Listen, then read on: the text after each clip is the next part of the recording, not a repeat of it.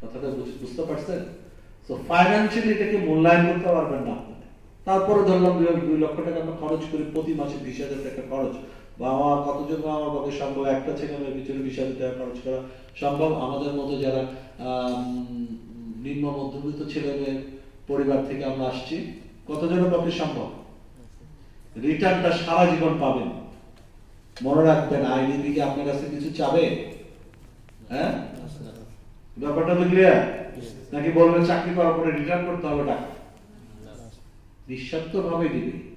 এই প্রজেক্টটা আপনারা ভাগ্যবান যারা এটাকে ইন্টারন্যাশনাল কি বলা হয়, ইন্টারন্যাশনাল স্কলারশিপ, যেটা শুধুমাত্র দরিদ্র মুসলিম বাংলাদেশিদের জন্য, সারা পৃথিবীতে একমাত্র বাংলাদেশিদের জন্য এই অর্থটা ব্যয় করা হচ্ছে।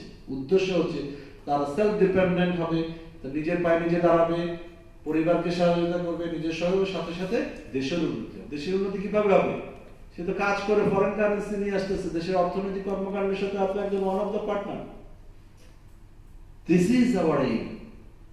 ক্লিয়ার? তো আমরা একটু এবার কারিকুলামটা দেখে নিই। এই কথাবার্তা যেগুলো আছে, অনেক টেকনোলজির কথা বলা আছে, এই নামগুলো এখন না বলে আমি মোটামুটি কারিকুলামগুলোর কথা বলি।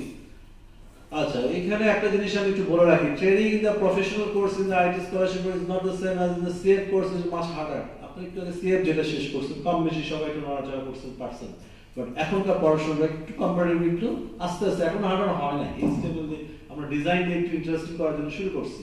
প্রোগ্রামিং যখন আসবে তখন আপনি একটু হার্ডার মনে হবে, কিন্তু হতাশ হওয়ার কোনো কারণ নেই, সেটা সবারই মনে হবে। যারা আগে করছে তাদেরও হার্ডার মনে হচ্ছে।